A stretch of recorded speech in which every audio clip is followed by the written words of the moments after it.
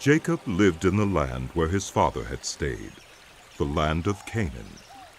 This is the account of Jacob's family line.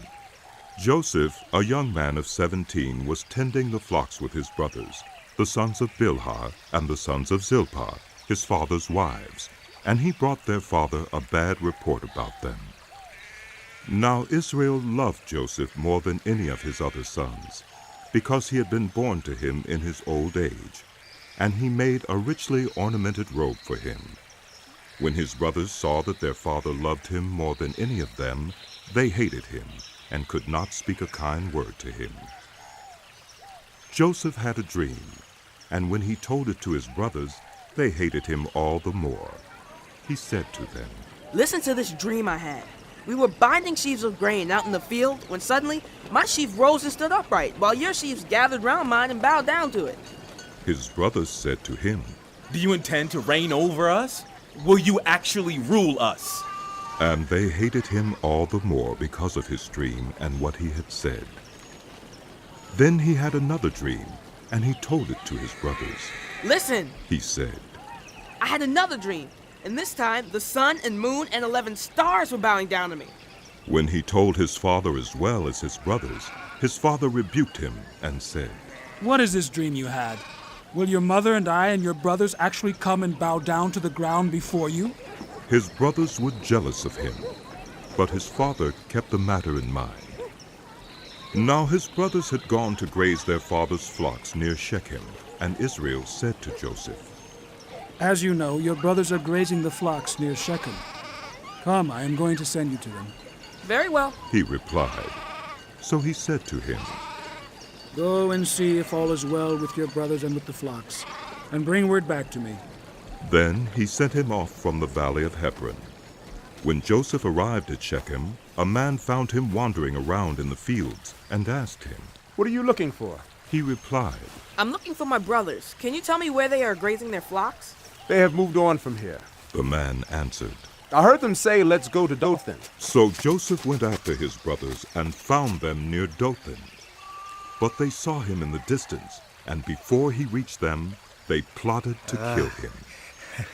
"Here comes that dreamer," they said to each other. "Come now, let's kill him and throw him into one of these cisterns and say that a ferocious animal devoured him. Then we'll see what comes of his dreams." When Reuben heard this, he tried to rescue him from their hands. "Let's not take his life," he said. "Don't shed any blood. Throw him into this cistern here in the wilderness, but don't lay a hand on him." Reuben said this to rescue him from them and take him back to his father.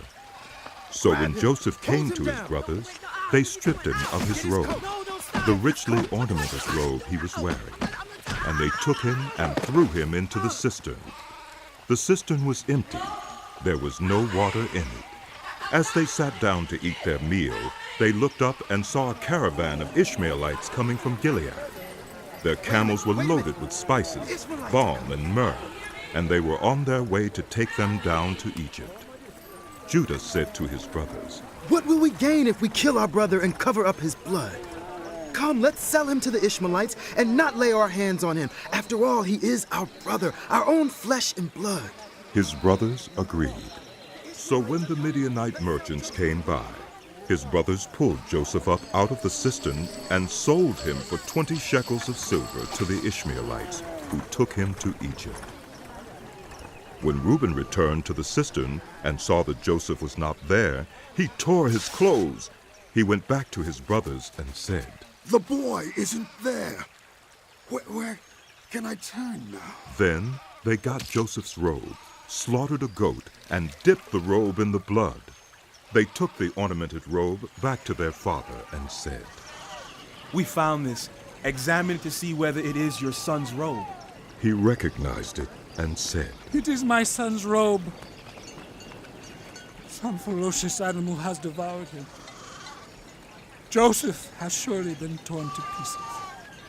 Then Jacob tore his clothes, put on sackcloth, and mourned for his son many days.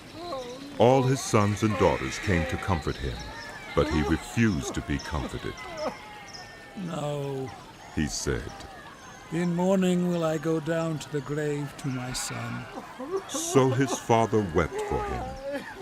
Meanwhile, the Midianites sold Joseph in Egypt to Potiphar, one of Pharaoh's officials, the captain of the guard.